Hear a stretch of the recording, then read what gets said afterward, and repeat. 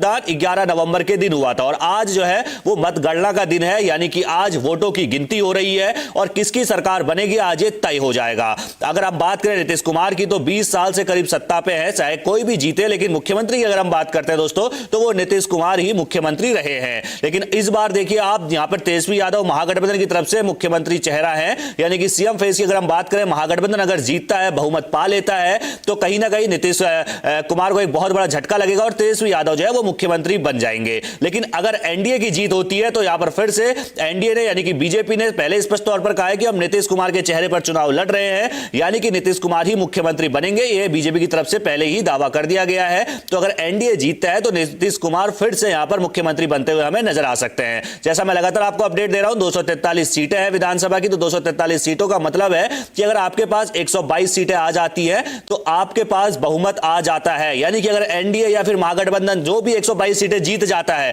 तो आपके पास जो है वो पूर्ण बहुमत के साथ आप सरकार बना सकते हैं। 243 की आधे में से एक ज्यादा सीट जिसके पास होती है उसको बहुमत मिल जाता है। अगर दोनों ही पार्टियों को बहुमत नहीं मिलता है तो फिर यहां पर किंग मेकर की भूमिका देखनी होगी, कौन निभाता है, क्या जेएसपी निभाती है यानी कि जन स्वराज प्रशांत किशोर निभाते हैं, क्योंकि प्रचार उन्होंने भी जोर शोर से किया और कहीं ना कहीं अगर आप बिहार में जाएंगे तो शुरुआती दौर में लग रहा था कि प्रशांत कुमार के पक्ष में जो है वो बयार चल रही है, यानी कि हवा चल रही है। लेकिन अब जैसे जैसे फिर मतदान हुआ, प्रशांत किशोर खुद जो है वो चुनावी मैदान से पीछे हट गए, उन्होंने कहीं से चुनाव नहीं लड़ा। उसके बाद कहीं ना कहीं आकलन किया जाने लगा कि अगर आप एग्जिट पोल भी देखेंगे तो 0 से 5 सीटों का आकलन किया गया। लेकिन अगर पूर्ण बहुमत नहीं मिलता है तो प्रशांत किशोर भी जो है वो किंग मेकर की भूमिका में नजर आ सकते हैं। इसके अलावा ओवैसी की पार्टी एआईएमआईएम भी जो है वो किंग मेकर की भूमिका नजर आ सकती है। और इसके अलावा तेज प्रताप यानी कि तेजस्वी यादव के बड़े भाई तेज प्रताप, उन्होंने भी अपनी अलग पार्टी बनाकर इस बार चुनाव लड़ा है, तो कहीं ना कहीं उनकी जो सीटें निकलती है तो वो भी किंग मेकर की भूमिका में नजर आ सकते हैं। अब देखना होगा कि होता क्या है, बड़ी दिलचस्प लड़ाई है, क्योंकि अगर आप देखेंगे कई सारे एग्जिट पोल में जो है एनडीए की सरकार बनती हुई नजर आई है, तो कई सारे एग्जिट पोल में जो है वो टक्कर भी देखने को हमें मिल रही है।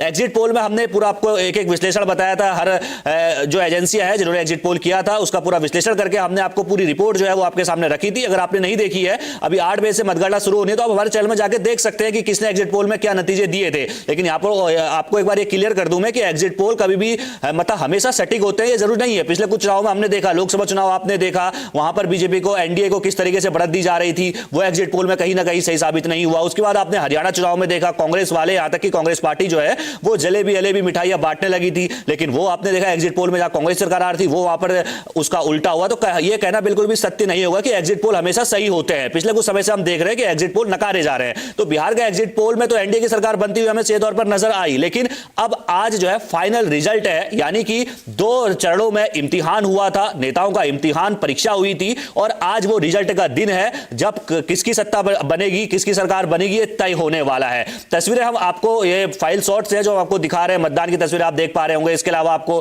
तेजस्वी यादव की तस्वीरें नजर आ रही होंगी, महागठबंधन की तस्वीरें नजर आ रही होंगी, पोलिंग बूथों की तस्वीरें जो है वो नजर आ रही होंगी। अब जैसे जैसे दिन आगे बढ़ेगा, 8 बजेगा, उसके बाद जब वोटों की गिनती शुरू होगी, 8:30 बजे से ईवीएम का पिटारा खुलेगा, तो तस्वीर जो है धीरे धीरे साफ होने लगेंगी। लेकिन मुझे जहां तक उम्मीद है, ऐसा लगता है कि ये शाम तक जो है बड़ी टक्कर की लड़ाई देखने को मिल सकती है, क्योंकि एक तरफ 20 साल की सत्ता है नीतीश कुमार की, तो दूसरी तरफ महागठबंधन जो है कई बड़े बड़े दावों के साथ इस बार चुनाव प्रचार में उतरा था, जिसमें नौकरी का दावा, अगर एक रिपोर्ट आपने देखी हो तो उस रिपोर्ट में सीधे तौर पर यह बताया गया है कि भाई युवाओं की पसंद के तौर पर तेजस्वी यादव नंबर 1 पर यहां पर सामने आए थे। अब यहां पर यह भी देखने वाली बात होगी कि सबसे बड़ी पार्टी बनती कौन है। भले नीतीश कुमार जो है वो मुख्यमंत्री 2020 से 25 तक रहे हों, लेकिन सबसे बड़ी पार्टी की अगर हम बात करते हैं दोस्तों, तो यहां पर हमने देखा था कि तेजस्वी यादव की यानी कि आरजेडी जो है वो सबसे बड़ी पार्टी बनकर निकली थी। उसके बाद बीजेपी निकली, तो क्या इस बार बीजेपी को फिर से वही सीटें मिलने का अनुमान है, लेकिन ऐसा कहा नहीं जा रहा है। अगर आप ग्राउंड रिपोर्ट देखेंगे, ग्राउंड का हाल जानेंगे, तो ऐसा लगता है कि एनडीए में जो है वो यहां पर सीधे तौर पर बीजेपी को उतनी बढ़त नहीं मिलने वाली है, जेडीयू के मुकाबले जेडीयू को ज्यादा बढ़त मिलने की अनुमान जो है वो लगाया जा रहा है। कांग्रेस क्या कर पाती है, अगर कांग्रेस ने कमाल कर दिया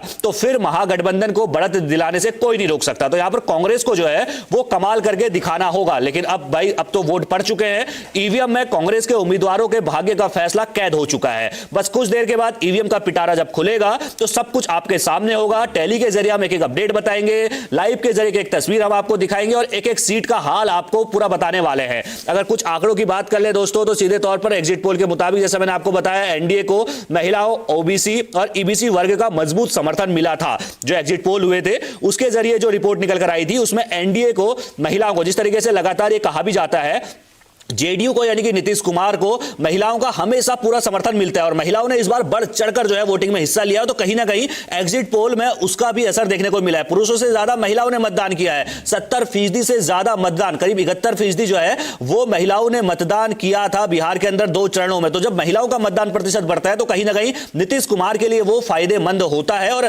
एग्जिट पोल में भी हमें देखने को यही मिला कि एनडीए को महिलाओं, ओबीसी और ईबीसी वर्ग का मजबूत समर्थन मिला, जिसके जरिए जो है एग्जिट पोल में एनडीए की सरकार अधिकतर एजेंसियों ने बनाते हुए हमें नजर आए थे। अगर सत्ता नीतीश की रही या तेजस्वी बिहार के मुस्तकबिल की नई कहानी लिखेंगे, इसके लिए तो भाई इंतजार आपको दोपहर तक करना पड़ेगा। लेकिन सोशल मीडिया पर तमाम चर्चाएं चल रही है कि भाई जो जिसका समर्थक वो उसकी जीत का दावा कर रहा है। लेकिन कुछ देर बाद यहां तक कि आप ये सोचिए कि चाहे जेडीयू हो या फिर आरजेडी हो या फिर आप बीजेपी को देखें या फिर आप चिराग पासवान की पार्टी को देखें, सभी जो है अपनी अपनी जीत का दावा करने के साथ साथ मिठाइयां भी बनाने लगे। मिठाइयां बट रही है, टेंट वेंट लग चुका है, जश्न की तैयारी हो रही है। तेजस्वी यादव ने तो ढोल नगाड़े सब कुछ तैयार, हर जो पोलिंग बूथ है वहां पर जो है करके रखा हुआ है, यानी कि जहां पर मतगणना होने वाली है 46 केंद्र जो है मतगणना के लिए बनाए गए हैं, मतदान की गिनती के लिए बनाए गए। वहां पर हर जगह जो है आरजेडी की तरफ से बैंड बाजा सब कुछ तैयार है और नीतीश कुमार की तरफ से भी जो है पूरी तरीके से अगर उनकी पार्टी की तरफ से देखा जाए तो मिठाइयां बननी शुरू हो चुकी है। कई सारी हॉट सीटें भी है, ग्राफिक्स के जरिए भी हम आपको दिखाएंगे कौन कौन सी टक्कर है, कहां किसकी टक्कर होने वाली है और कई सारे बयान भी आ रहे हैं, वो बयान भी आपको सुनाएंगे। लेकिन भाई कुछ देर का और इंतजार है, यानी कि अब से मात्र 25 मिनट का इंतजार रह गया। उसके बाद जब वोटों की गिनती शुरू होगी तो सबसे पहले रुझान सामने आने लगेंगे, करीब 1 घंटे बाद क्लियर रुझान सामने आने लगते हैं और रुझान आने के बाद फिर नतीजों में वो बदलने लगते हैं और धीरे धीरे नतीजे जो है दोपहर तक तस्वीर साफ कर देती है। लेकिन मुझे नहीं लगता कि बिहार की तस्वीरें दोपहर तक साफ हो पाएंगी, क्योंकि अगर आप बिहार को देखते हैं दोस्तों तो बिहार में एनडीए और महागठबंधन दोनों के बीच कड़ा मुकाबला है। सीधे तौर पर एनडीए गठबंधन के खिलाफ जनता में गुस्सा, पप्पू यादव का बयान आपने सुना होगा, उन्होंने कहा है कि भाई साहब एनडीए गठबंधन के खिलाफ जनता में गुस्सा है। निर्दलीय सांसद है, लेकिन इनकी पत्नी अगर आप देखेंगे तो कांग्रेस से राज्यसभा की सांसद है। ये लोकसभा से निर्दलीय सांसद जो है पूर्णिया से जीते थे 2024 के चुनाव में, लेकिन पूरी तरीके से कांग्रेस का समर्थन ये करते हैं क्योंकि इनकी पत्नी कांग्रेस से राज्यसभा की सांसद भी है। और आपने देखा था भले इनको जो है तेजस्वी और राहुल के मंच में उतनी जगह ना दी जाती हो, लेकिन जहां प्रियंका गांधी की रैली होती है वहां पर ये मंच में जरूर नजर आते हैं। और इन्होंने सीधे तौर पर एनडीए के खिलाफ यानी कि बीजेपी और नीतीश कुमार के खिलाफ मोर्चा खोल के रखा हुआ है। चुनाव प्रचार के दौरान भी हमने देखा था और आज जब मतगणना हो रही है उस समय भी इन्होंने सीधे तौर पर कहा मुझे यकीन है कि जनता ने महागठबंधन पर अपना भरोसा जताया है। एनडीए महागठबंधन के खिलाफ जनता में गुस्सा था और ये बदलाव चाहते हैं। अब भाई दावा तो हर कोई कर रहा है, हम आपको लगातार बयान भी सुनाए, हमने आपको पप्पू यादव का बयान सुनाया, इसके अलावा हमने आपको डिप्टी सीएम, बिहार के डिप्टी सीएम उनका बयान सुनाया। तो अपनी अपनी जीत का दावा हर कोई कर रहा है। कांग्रेस नेता यानी कि महागठबंधन के नेताओं को आप देखेंगे तो वो कह रहे भाई कुछ देर रुक जाओ, एग्जिट पोल को उन्होंने फर्जी बता दिया। तेजस्वी यादव का बयान आपने सुना होगा, एग्जिट पोल आया था उसके अगले दिन तेजस्वी यादव पीसी करने के लिए आ जाते हैं। वो सीधे तौर पर कहते हैं कि भाई साहब एग्जिट पोल जो ये है ना ये पीएमओ से आता है और अमित शाह इसके स्क्रिप्ट राइटर है, यानी कि अमित शाह ये लिखकर देते हैं। एग्जिट पोल भाई देखिए, एग्जिट पोल जो एजेंसियां करती हैं वो मतदान के दिन, मतदान से पहले वहां जो वोट डालने आते हैं लोग उनका नाम गुप्त रखकर उनसे बातचीत के जरिए एग्जिट पोल जारी किया जाता है। और कितने लोगों से बातचीत की जाती है, हर एजेंसी जो है अपना आंकड़ा बिल्कुल क्लियर रखती है और उसके बाद जो है एग्जिट पोल जारी किया जाता है। तो एग्जिट पोल में तो एनडीए को यहां पर बहुमत मिलते हुए अधिकतर एग्जिट पोल में हमने देखा था, लेकिन कई सारे एग्जिट पोल में टक्कर भी थी और बिहार का रण है। तो भाई मुझे नहीं लगता कि इतने जल्दी यानी कि दोपहर तक ये तस्वीर साफ हो पाएगी, कांटे की टक्कर होने वाली है। और अगर किसी को बहुमत नहीं मिलता तो फिर यहां पर हमें किंग मेकर की भूमिका में कई सारी पार्टियां देखने को मिलने वाली है, जिसमें प्रशांत किशोर होने वाले हैं, जिसमें ओवैसी होने वाले हैं। अगर ओवैसी की बात करें दोस्तों तो चुनाव प्रचार के दौरान पूरी ताकत के साथ लगे थे कि भाई साहब मुझे महागठबंधन में शामिल कर लो। कई बार उन्होंने चाहे आप राहुल गांधी से बात करें, चाहे आप तेजस्वी यादव से बात करें, लालू प्रसाद यादव की बात करें, सभी को जो है पत्र लिखकर उन्होंने कहा कि मुझे भाई महागठबंधन में शामिल कर लो। लेकिन अगर उसके बाद आप ये ना कहिएगा कि भाई मैं बीजेपी की बी टीम हूं क्योंकि मैं आपके साथ शामिल होना चाहता हूं। अगर आप मेरे साथ अपने साथ शामिल नहीं करेंगे तो भाई मैं भी एक राजनीतिक पार्टी हूं और मैं भी चुनाव लड़ना चाहता हूं, तो मैं चुनाव लड़ूंगा। और उसके बाद अगर आपके वोट काटे जाते तो आप मुझ पर यह आरोप नहीं लगा सकते कि भाई मैं बीजेपी की बी टीम हूं।